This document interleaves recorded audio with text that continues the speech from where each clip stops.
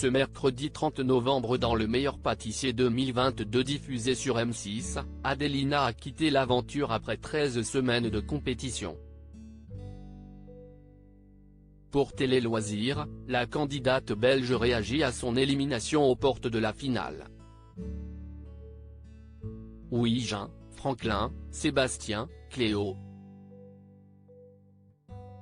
Semaine après semaine, les candidats du Meilleur Pâtissier 2022 ont quitté la célèbre tente du concours.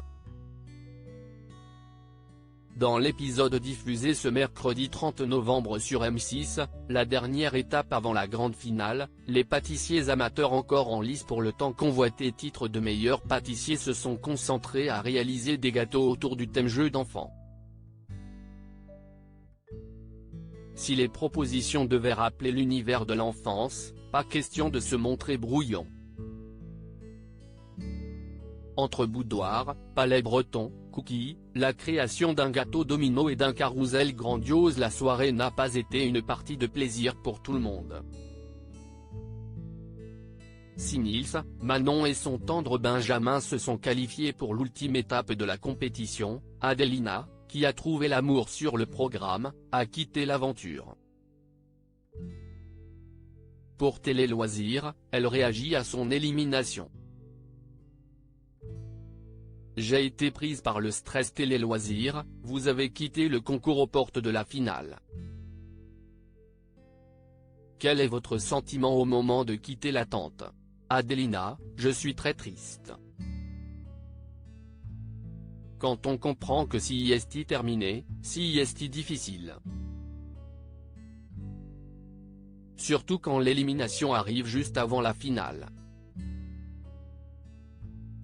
Même si à ce niveau du jeu ça se joue dans un mouchoir de poche, lorsque Marie Portolano, Cyril Lignac et Mercotte arrivent pour annoncer les noms des finalistes, je savais déjà que je ne faisais pas partie.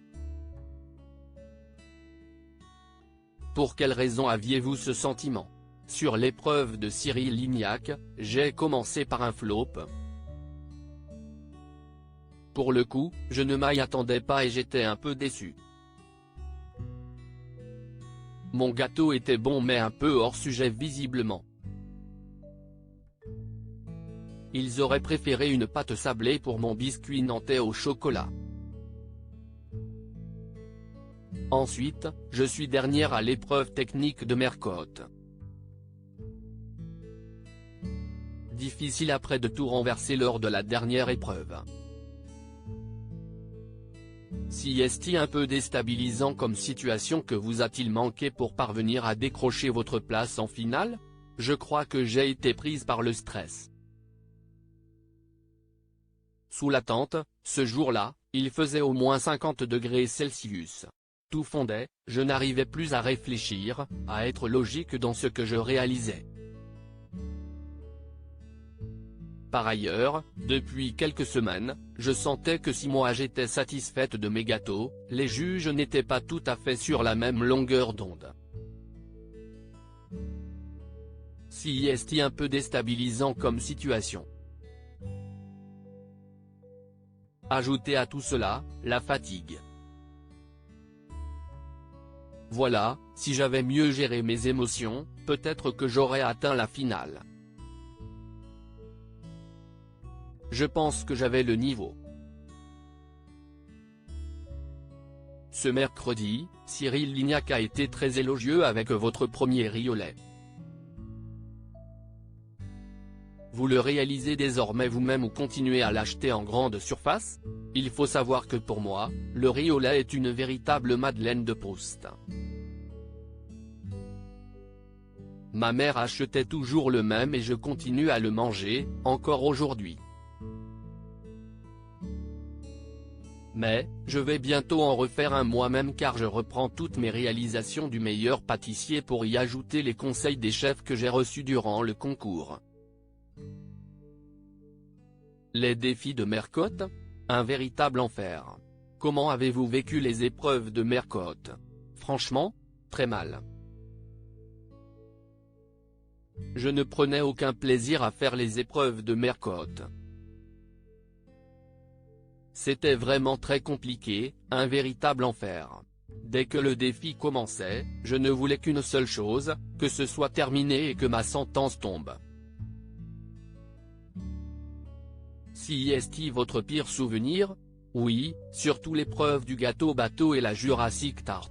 En plus, plus on avançait dans le jeu, plus les mots manquaient dans les recettes.